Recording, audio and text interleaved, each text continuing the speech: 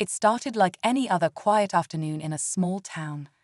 Lisa, a resilient and independent woman, was waiting at a local diner for her husband, who was finishing up a plumbing job nearby.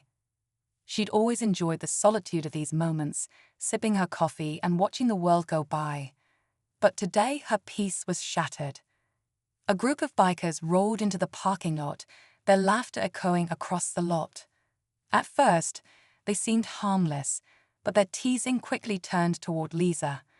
They didn't know her story, or the fact that she wasn't just any woman. Lisa had a past few would ever suspect. As the situation escalated, Lisa's calm demeanor began to shift. She wasn't one to back down, especially not when respect was on the line. Little did these bikers know, they were about to face someone trained to handle far worse. Lisa's heart raced, not out of fear, but from the memories the situation stirred. Years ago, she had served in the military, enduring grueling training and learning skills that had saved her life more than once. But here, in this moment, she wasn't a soldier, just a wife waiting for her husband. Or so it seemed.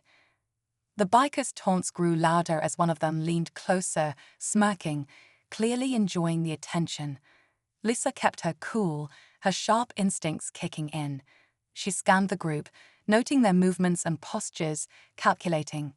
She didn't want trouble, but she wasn't about to let disrespect slide. Inside the diner, a few patrons watched nervously.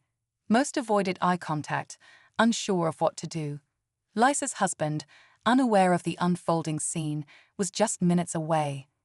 The tension thickened with every second, and the bikers had no idea they were poking a sleeping lioness. Lisa remained seated, her expression calm, but her mind sharp and alert. The leader of the group, a tall man with a leather jacket and an air of arrogance, stepped forward. "You don't seem like the chatty type," he said, smirking. Lisa gave him a level look, her silence speaking volumes. She knew from her training that engaging too soon could escalate the situation, but her patience had its limits. Inside the diner, an older man quietly dialed his phone, watching the scene unfold with a mix of worry and curiosity.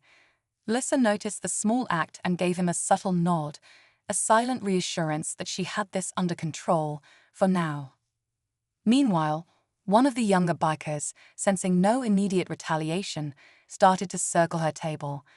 His overconfidence was almost amusing to Lisa, though she kept her face neutral.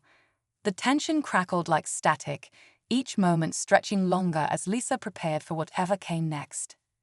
Lisa's gaze flicked briefly to the parking lot entrance, hoping her husband would arrive soon, but she knew she couldn't rely on that. The leader of the bikers leaned closer, his smirk widening as if he mistook her calm demeanor for submission. "What's the matter?" "Cat got your tongue," he sneered. The younger biker circling her reached for the edge of her coffee cup, tilting it slightly as if to provoke a reaction. Still, Lisa didn't move, her mind calculating every detail, the distance to the door, the angle of their positions, and the bystanders who might get caught in the middle.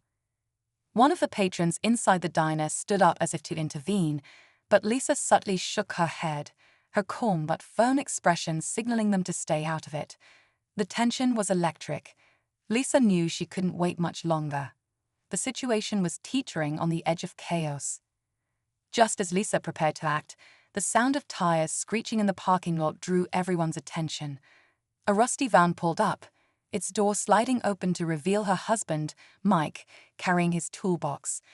His face immediately shifted from casual to concerned as he noticed the tension in the air. He recognized the bikers, but didn't know the full story yet. Before Mike could say a word, the leader of the group chuckled. "Ah, the plumber's here. Maybe you can clean up this mess." The group erupted in laughter, but Lisa's focus sharpened. The distraction gave her a moment to shift her position slightly, unnoticed by the group. Inside the diner, the old man who had called earlier spoke into his phone again, his voice low but urgent. Lisa caught the movement and knew reinforcements might be on the way, but she couldn't count on timing. The stakes had risen, and the clock was ticking. Lisa stood up slowly, her chair scraping against the concrete, the sound cutting through the tension like a blade. The bikers quieted, their confidence faltering as her calm demeanor shifted to something colder, sharper. She looked directly at the leader, her voice steady but firm. "Enough," she said, the weight of her tone silencing the group completely. The leader laughed nervously, trying to reassert control. "Or what?" he challenged. But before he could take another step, Lisa moved. In a blur, she twisted the younger biker's wrist as he reached for her, forcing him to drop the coffee cup. He yelped in pain, stumbling back.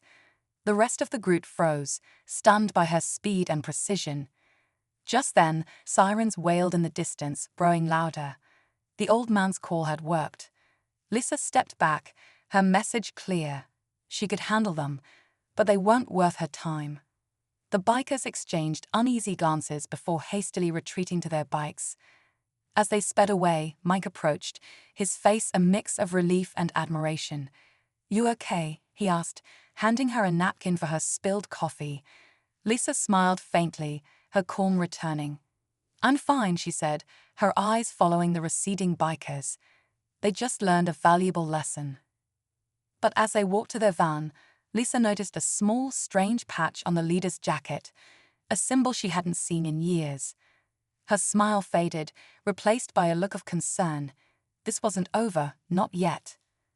As Lisa and Mike drove away, the distant echo of the sirens fading behind them, a quiet settled over the van. Mike glanced at her, sensing the weight of her thoughts. "That patch," Lisa finally said, her voice low. "It's connected to something from my service days. I need to look into it." Mike nodded, trusting her instincts. He'd long ago learned that Lisa's past wasn't something she discussed lightly, and when she did, it mattered. Back at home, the day's events lingered in their minds. Lisa sipped her tea, gazing out the window, her military training still sharp as ever. While the bikers had left, she knew their story might circle back in time. For now, though, there was peace. Lisa had defended her dignity and reminded herself of her strength, and if trouble ever returned, she knew she'd be ready, no matter what came her way.